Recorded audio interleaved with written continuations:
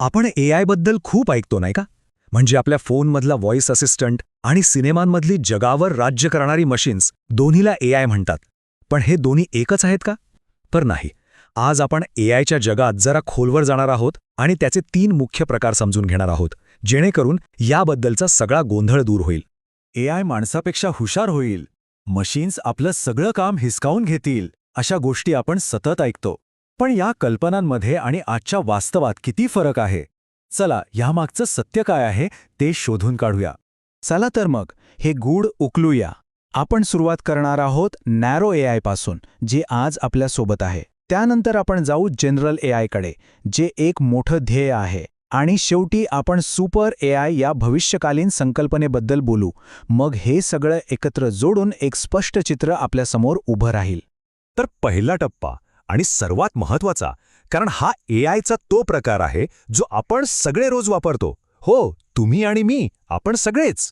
याला म्हणतात narrow AI किंवा काही जण वीक एआय असंही म्हणतात. हे ना एखाद्या एक्सपर्टसारखं असतं. म्हणजे ते एक काम इतकं भारी करतं की आपण विचारही करू शकत नाही, पण फक्त एकच काम.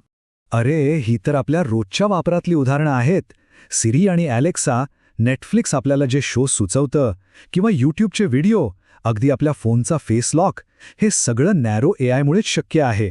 प्रत्येकजण आपापल्या कामात एकदम परफेक्ट. ही उपमा तर अगदी चपखल बसते. विचार करा, सचिन तेंडुलकरला आपण फुटबॉल खेळायला सांगितला तर तो नक्कीच गडबडेल, नाही का? नॅरो एआयचेही तसंच आहे. ते फक्त आणि फक्त स्वतःच्या क्षेत्रातच चॅम्पियन असतं. ठीक आहे. आता आपण सध्याच्या वास्तवातून थोडं भविष्यात डोकावूया. एक गोष्ट लक्षात घ्या, आता आपण ज्याबद्दल बोलणार आहोत ते आज अस्तित्वात नाही. ते एक मोठं संशोधनाचं ध्येय आहे. याला म्हणतात आर्टिफिशियल जनरल इंटेलिजन्स, म्हणजेच एजीआय. हे खरं तर वैज्ञानिकांचं एक स्वप्न आहे.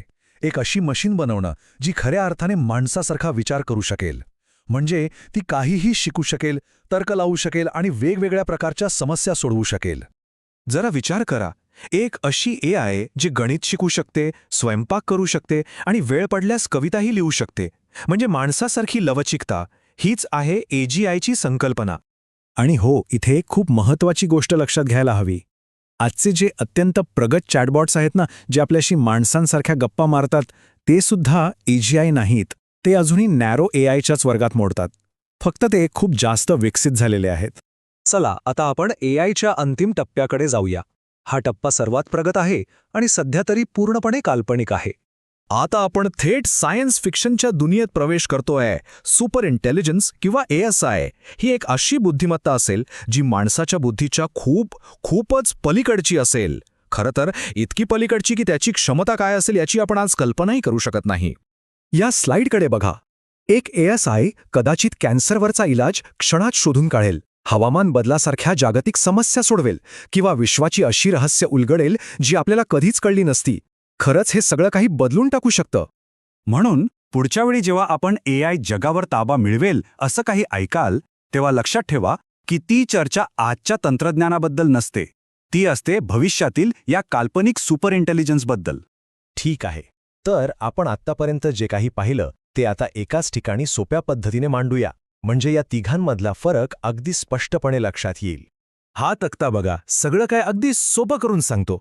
थोडक्यात काय तर नॅरो एआय हे आजचं वास्तव आहे, जनरल एआय हे उद्याचं ध्येय आहे आणि सुपर इंटेलिजन्स ही तर भविष्यातली एक सैद्धांतिक कल्पना आहे. तर या संपूर्ण स्पष्टीकरणाचा सर्वात महत्त्वाचा मुद्दा हाच आहे की आपण आज जी एआय वापरतो ती नॅरो एआय आहे. ती खूप उपयुक्त आहे, पण मर्यादित आहे. बाकीचे 2 प्रकार हे भविष्यातील शक्यता आहेत ज्यावर अजूनही खूप काम होणं बाकी आहे. आशा आहे की या माहितीमुळे तुम्हाला एआयचे विविध प्रकार समजायला नक्कीच मदत झाली असेल. पाहिल्याबद्दल खूप खूप धन्यवाद. नॉलेज इक्विटी पार्टनर्स हे एक बहुभाषिक चॅनल आहे. इथे आमचा प्रयत्न असतो की विविध विषयांवरचं व्यावहारिक ज्ञान सर्वांपर्यंत पोचावं, जेणेकरून आपलं रोजचं आयुष्य अधिक सोपं आणि कार्यक्षम होऊ शकेल. जर तुम्हाला ही माहिती उपयुक्त वाटली असेल तर आमच्या चॅनलला सबस्क्राईब करायला विसरू नका.